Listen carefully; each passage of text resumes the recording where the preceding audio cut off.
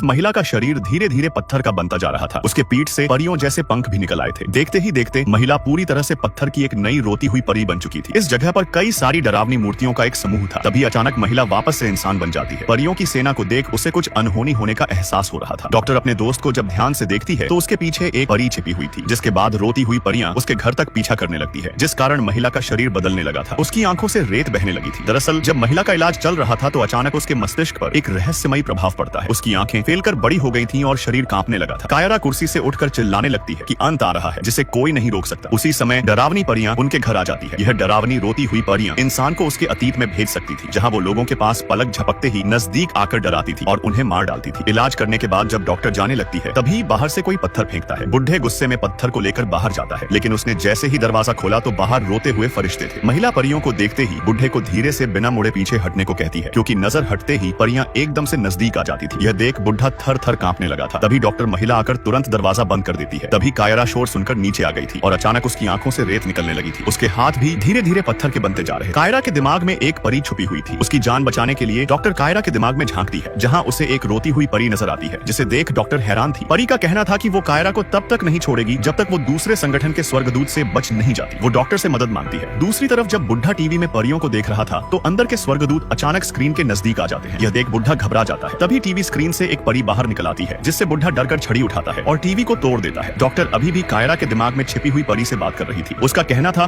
कि उसने ब्रह्मांड के विभाजन का सारा ज्ञान चुरा लिया था, यहाँ तक कि जीवन मृत्यु का रहस्य भी उसके हाथ में था। तभी अचानक परी डॉक्टर को कायरा के दिमाग से बाहर निकाल देती है, क्योंकि बाहरी दुनिया के स्वर्गदूतों ने हमला कर दिया था। डॉक्टर महिला कायरा और बुढ़े को परियों को घूरता छोड़कर तहखाने का दरवाजा तोड़ती है। बुढ़े ने दो परियों के सर पर कनेक्टर लगा दिए थे ताकि वो परियों को उलझाकर भाग सके, लेकिन रास्ता सुरक्षित नहीं था क्योंकि चारों ओर दीवारों में रोती परियां थी। तभी एक परी दीवार से बाहर निकल आती है। अब उनके आगे और पीछे परियां थी। बचने के सारे रास्ते बंद हो चुके थे, जिससे दोनों डर जाते हैं। तभी परी ने बुढ़े पर हमला कर दिया था, जिससे वो 1901 में पहुंच गया था, जहां उसके सामने 3 लोग खड़े थे, लेकिन स्वर्गदूत डॉक्टर महिला पर हमला नहीं कर रहे थे। स्वर्गदूत बिल्कुल शांत खड़े थे। इसलिए डॉक्टर जब तहखाने से बाहर निकलती है तो उसे बुढ़ा और 3 लोग दिखाई देते हैं। महिला के चारों तरफ स्वर्गदूत थे। कायरा के दिमाग में छुपी परी भी बाहर निकल चुकी थी, क्योंकि ब्रह्मांड के नियंत्रण के लिए स्वर्गदूतों ने डॉक्टर महिला को चुन लिया था। जिसके बाद अचानक सारी परियां चमकने लगती है और तभी डॉक्टर का शरीर पत्थर में बदलना शुरू हो जाता है। देखते ही देखते पल भर में डॉक्टर भी अब एक रोती हुई पत्थर की परी बन गई थी।